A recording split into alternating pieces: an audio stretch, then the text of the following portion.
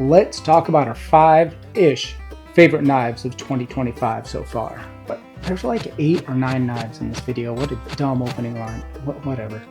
It's been a while since we made a video. You're welcome. It's something we try to avoid. Our mom told us we had a face for radio but not the voice, so we've been busy writing.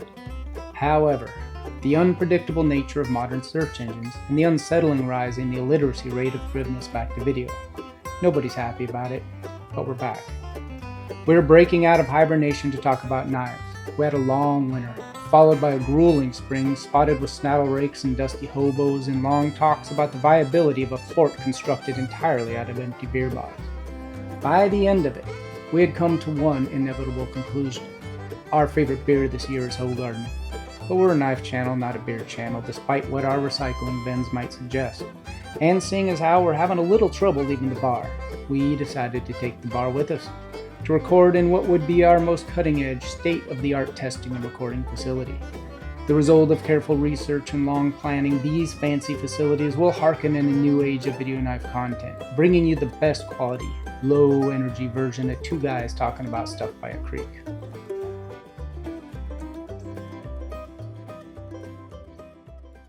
All right, welcome to the Nothing But Knives bar. We do not have a liquor license, so we can't advertise or tell you where we're at. But if you ever happen to be walking in the backwoods of the state of Jefferson and you come across us, we'll serve you a beer. We won't even charge you for it because we're not allowed to.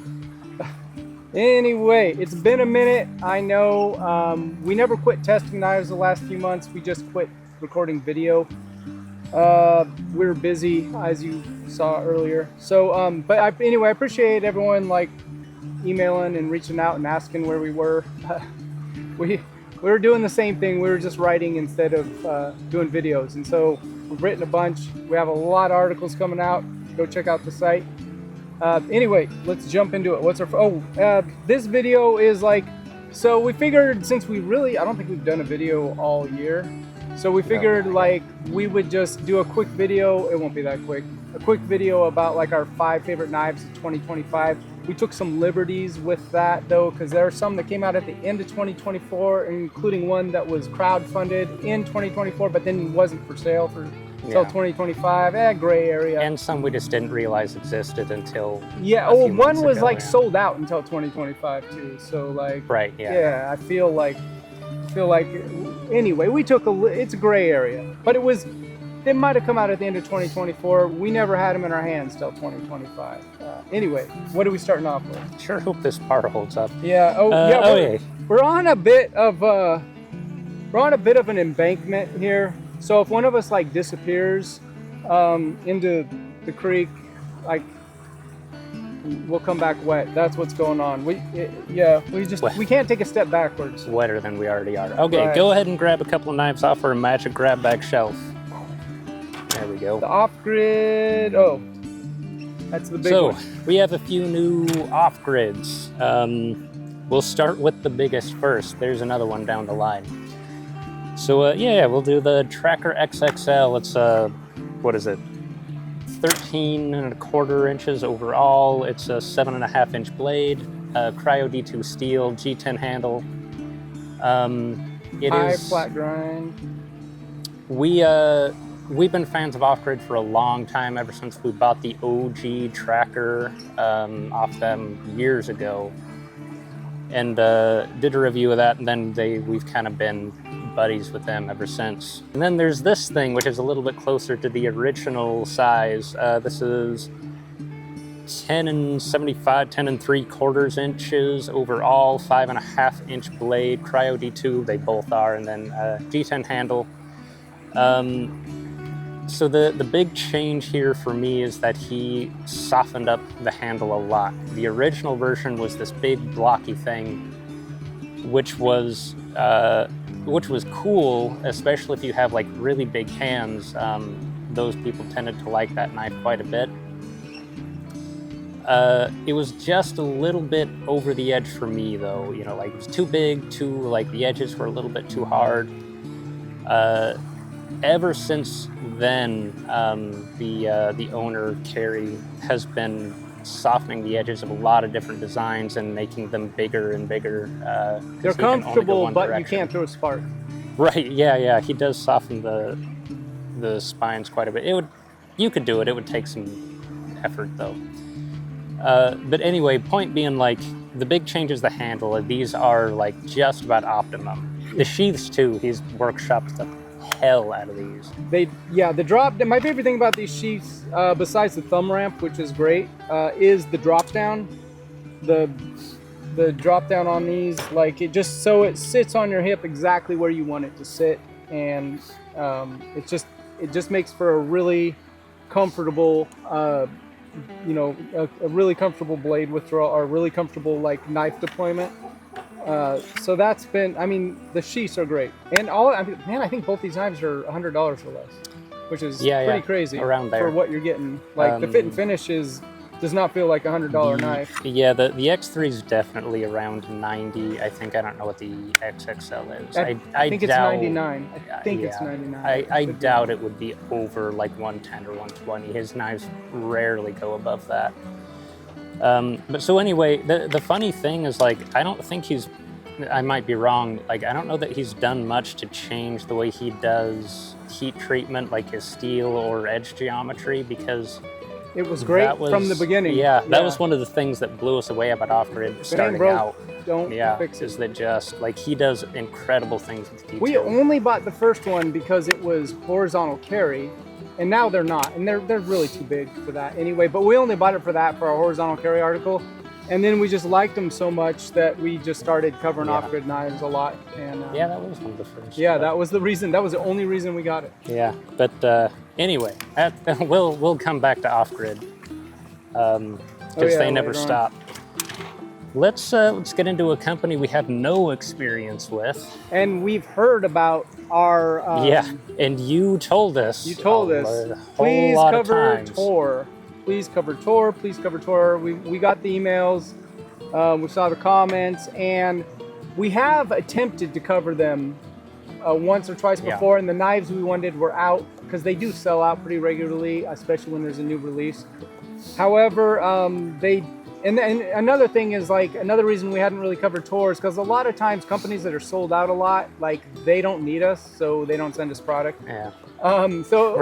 Not that and we just don't bother, you know. Right. Cool as it would be to review them, like. We did always check them out at trade shows, and we've kind of been fans. I talked to their old creative director. He helped us out with an article we have coming out on photography, knife photography. But anyway. We were fans of the company. We just never, and we took some flack for not covering them, but we finally did it. They sent us the Brawler. This is 8 inches overall. Yeah, 3.875 inch hand blades, crew wear steel, which we don't handle a whole lot. What else? G10 scales with this kind of like rib texture that's growing on me. Really aggressive jimping on this thing, which is great. There are a lot of hard edges sort of in the right places on this, where, like, you squeeze down all the on right it. edges in all the right places. Good job. Your lock kind of grips in, so it's a very firm knife, not to get too close to a joke. But yeah, we haven't beat the hell out of it yet.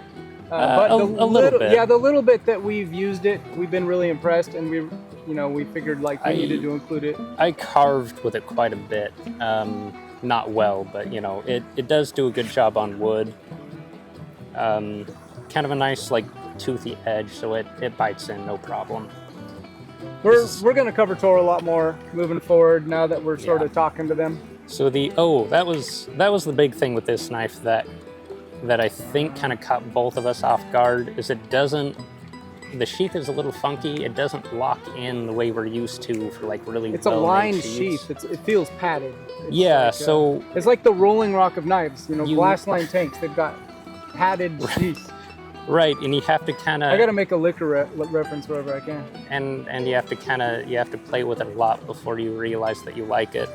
So. First time I sheathed this, I thought something was wrong with the sheath because it didn't feel like it locked in right, and I thought it was, like, loose, and it just didn't seem right. Wasn't what I was used to, but it holds just fine. So I think it's really We don't have neat any kind idea. of clip on this sheath. They actually ship this knife without any kind of a clip, but they have a whole bunch that you can, depending on how you want to carry it, is going to depend on what sort of a clip. Let's see, what are the options for clips? They've got a waistband clip, so if you want to carry it inside your waistband, which you can't do if you live in California or New York or a bunch of other It's a little bit terrible big places. for inside the waistband anyway. Yeah. I think. But you can get a MOLLE mount for it. You can get it's compatible with an Ulti clip or with their ultimate belt attachment, which is a tech lock. It's like their tech lock. So this is maybe the most versatile fixed blade knife on the market. I mean, there's a few others that we're covering another one that's That really is versatile. Yeah. Broad claim. That's But a big one. it's definitely as versatile as any fixed blade EDC on the market. Oh, you can't neck knife it like you can Melissa's new knife. Yeah. So no, I guess Melissa's little heavy Worn for EDC is a little more versatile than this one, but this is really versatile. We'll get into that in a minute. But really impressed with this knife so far. We're gonna have this. We're probably a couple of weeks out from having this article up. We'll put a link into this video. Yeah, I think that's next. Once it's out. It's next Yeah, on my list. that is next on my list. I don't remember. My list gets janky. We shot all the photos. Yeah. And We done with that one? Yeah. We on to the next one? What? Fuck. I've got this one on my belt. Hold on a second. One of it. Oh, okay. This is gonna get, I don't know, maybe we're gonna get demonetized here. I'm undressing. It's hard to wear a belt with swim trunks. It's a nice little strip tease Yeah, taken there we off go. the That's DBK gonna cost 2000. extra. All right, we do have a review of this, right? Yeah, we do. Yeah, this is yeah, up on I the site. finished Yeah, that. the Yeah, DBK that's up. Bushfriend 2000.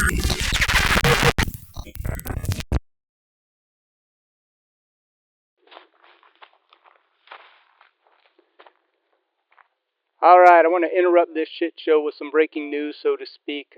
While we were in the middle of editing this, Reiff Knives hit us up to let us know that their latest knife, the Vicon or Vicon, I'm not sure how you say it, is going to come out on August 15th. Anyway, we've had this knife for about a week and a half. CPM MagnaCut blade, micarta or G10 handle. This one's G10. And anyway, we've been really impressed with this thing over the 10 or so days that we've had it. And we wanted to include it in this video from the beginning, but we didn't want to do that if we didn't have a set release date. So anyway, August 15th is the day, and we think it's going to be one of the best knives of 2025, so we wanted to include it in this video. The guys at Reiff workshopped this knife with a bunch of Navy SEALs, pre-production models, and this knife feels like it was workshopped for quite a while. Like it just has every detail right. You know, I'm sure we'll find something about it we don't like when we're testing it, because that's our job. But so far, we've just had a lot of fun with this thing. So anyway, August 15th, this thing comes out, and we'll hope to have a review up about the same time. So stay tuned for that. Anyway, back to this mess. The DBK Bushfriend 2000. Yeah. This came out the end of 2024, and we were one of the few people that got it. I think it was in December, actually. In December, yeah. We We didn't get it till officially was 2025. available, yeah.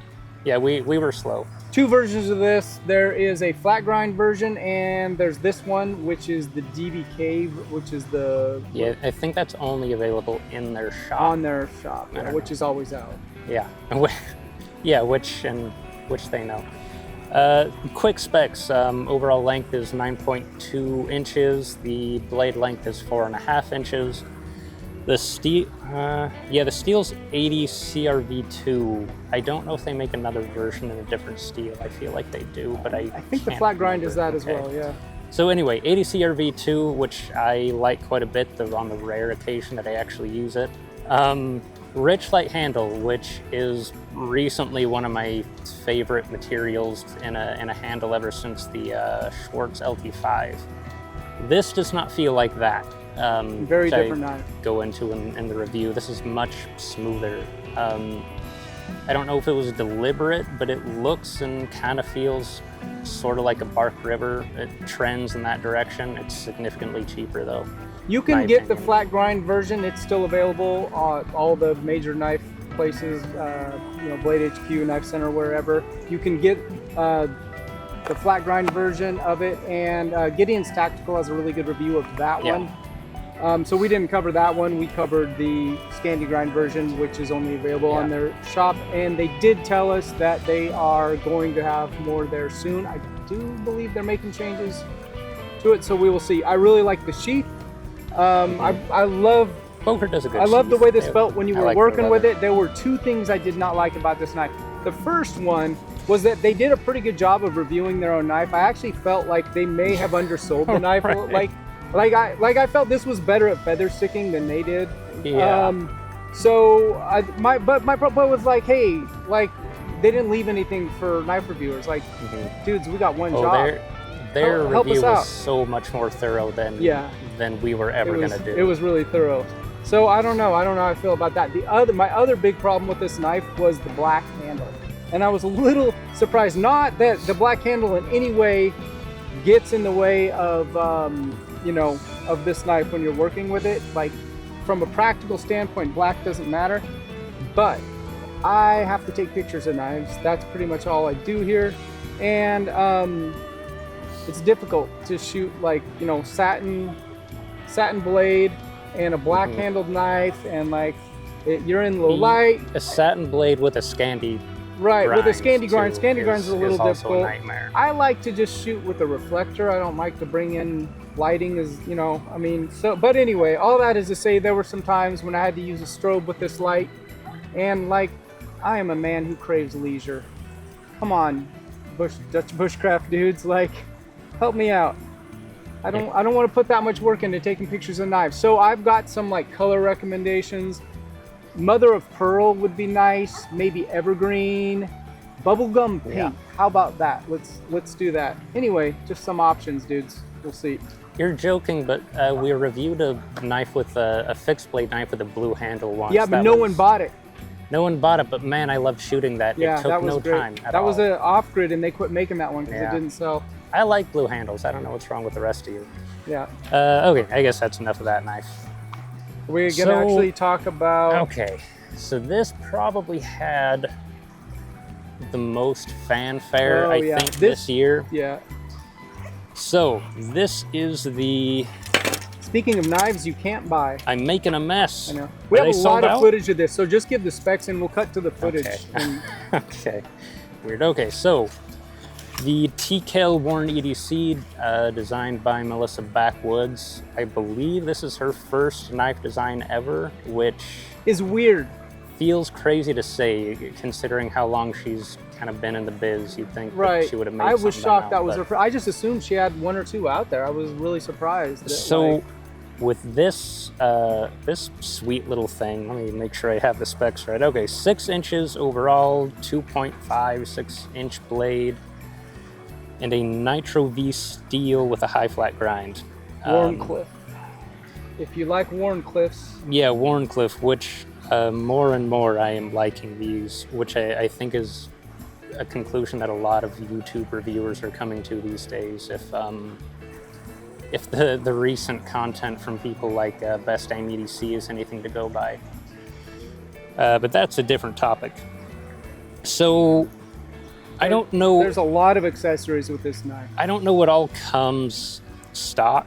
So they sent us this with a few different things that I don't know that it comes with them stock. They're easy to add on if you order from TKL though. So with the pouch and the different kinds of belt attachment options and all that. So the cool thing about this that I really liked is they made this is a little bit loose because of us. Oh yeah, we forgot. They made the handle modular, so they send it to you. There are 3 different handles you can get with this. There's the really short version, which is like 3-finger grip. I think they call it the Scorpion scale, which has a little like divot for your pinky to rest in, so you get like a 3.5 inch grip or 3.5 finger grip. And then there's the pommel ring version, which gives you a really good like 4-finger grip, super solid. I don't like these personally. Melissa does because she can play around with them and is more nimble than we are. But anyway, those are the options. We have it set up for neck knife carry, which works really well. The clip they send it with is this kind of open, like back-ended thing that kind of fits over really easily over any belt. A lot of different things you can do with it. If you look around on TKL's site, you'll just be blown away by what they've got going on over there. So I feel like we're kind of doing a disservice just skipping past it. We have a review of this. Yeah, check out the review. We really like this knife. It is, maybe this is the most versatile fixed blade EDC on the market, because you can carry it any way you want to carry it, inside the pocket, on the belt, inside the belt, neck knife, horizontal, vertical. The only thing I don't really like about it is the finger choil is kind of dangerous for me. The edge comes very, very close to, like, I nicked myself just a couple of times. We'll probably clumsy, shave that off.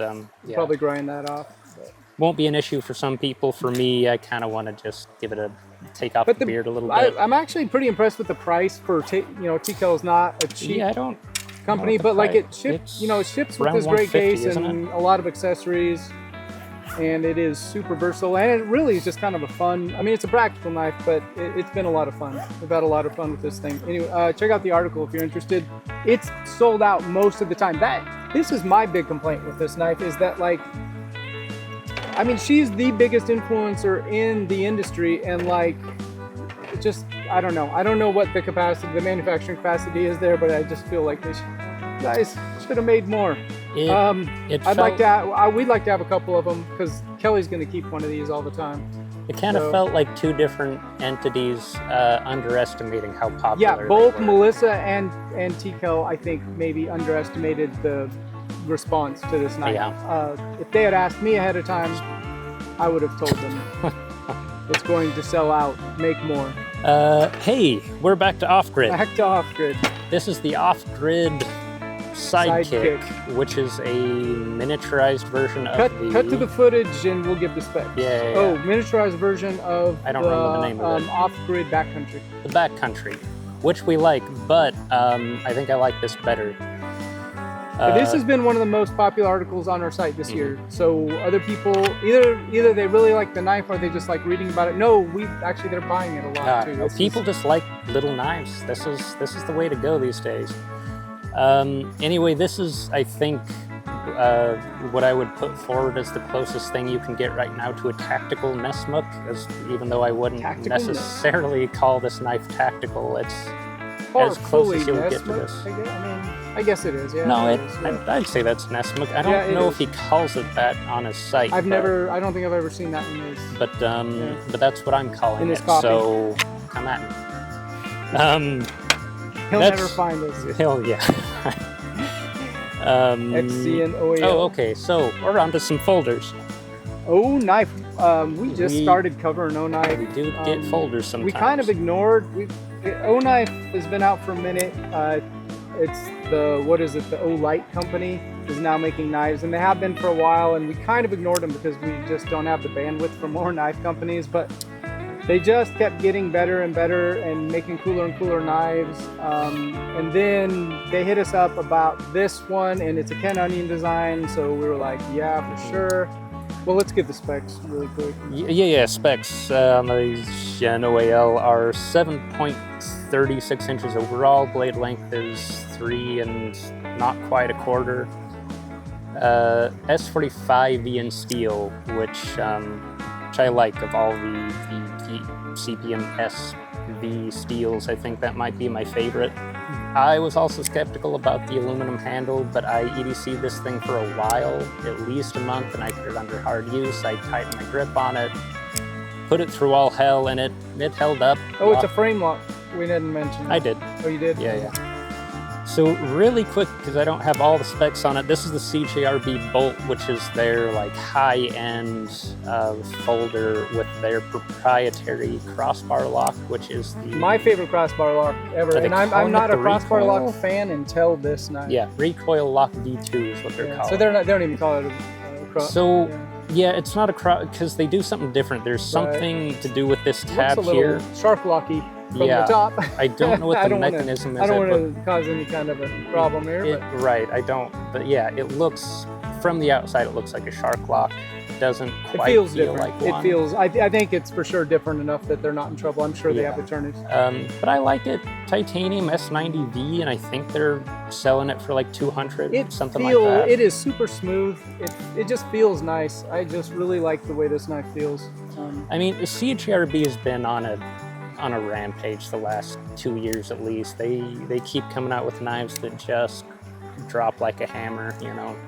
It's a good thing we're on our last knives because we're out of light and we did not haul any getting lights sketchy. in. So a little bit different. Demko made kitchen knife cutlery. time.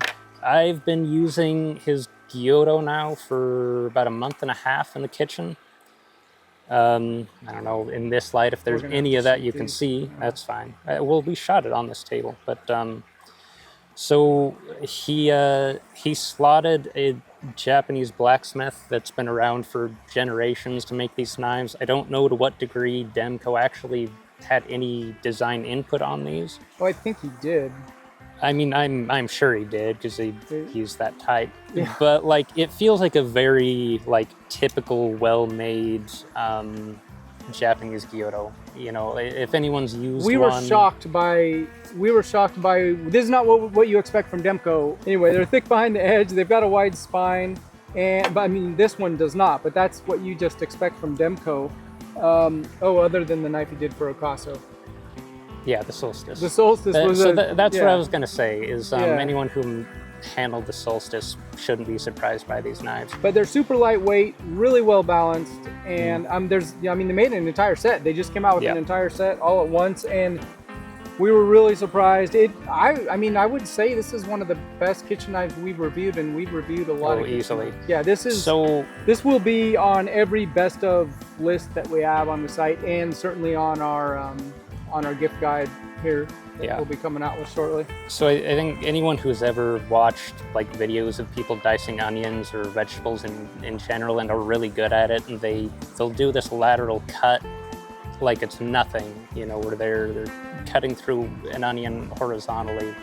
And it looks like there's no resistance, and I've never been able to do that with almost any knife I've ever reviewed, but I could do it with this, which, you know, I don't have a lot of experience with Japanese cutlery, but I do have a lot of experience with kitchen cutlery in general, and this is by far one of the best knives I've covered quite a few Japanese knives. A few, yeah, but not like traditionally, like, you know, like old school Japanese blacksmith style things, like Shun and things like that. But like this is legit. This was the biggest surprise so far, 2025. This was not on our bingo card. I did not see Demko coming out with like, you know, Japanese kitchen knives. I did not expect that, but I'm stoked that he did because these have been a lot of fun. I like it. Anyway, it's a full set. It's the Giotto, the Nakiri.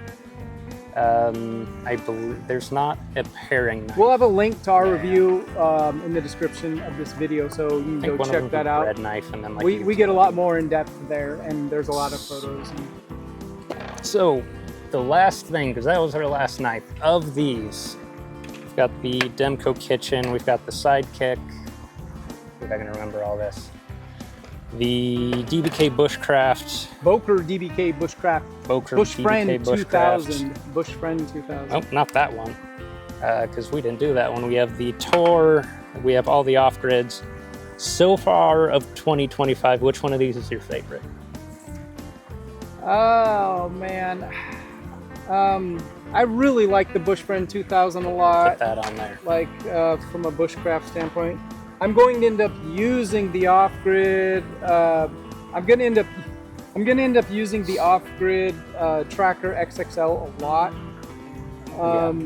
We'll use that for shoots a lot. Yeah. Because we always have to clean off branches for stuff, process wood. Right. It's tough to say. It might be, it might be the Oknife Xen-Oal, which I don't have, right, which isn't here. Right, because we just got it. So anyway, check out the Oknife Xen-Oal. We'll have a review up soon. But I do really like the CJRB. Oh, okay. Yeah, I thought you were going to go with the DBK knife. That's the one I'll use the most. The DBK is the one I'll use the most. That one and the off-grid XXL are the ones I'll use the most because we're always out here doing stuff. But the CJRB, I don't like crossbar locks, and then they came out with one that I really like. Yeah, So, who would've you know, thought? that's kind of, I don't know. They sold me on something I'm not a fan of. So, There you go. Favorite knife's a folder. That's 2025 Yeah, halfway through. I probably would go with the Sidekick, but that's only because it's the closest to the Pocket Tango, which is my new favorite knife. But anyway, they're all this stuff is worth checking out. Anyway, that's all we've got. thanks for hanging out with us. Our light is about to go, and we did not haul in any It might be gone video already. lights. Yeah, who knows? Maybe we're just a silhouette. We're just right talking now. to a black screen. We don't have a producer out here that can tell us. So, anyway, talk to you guys later.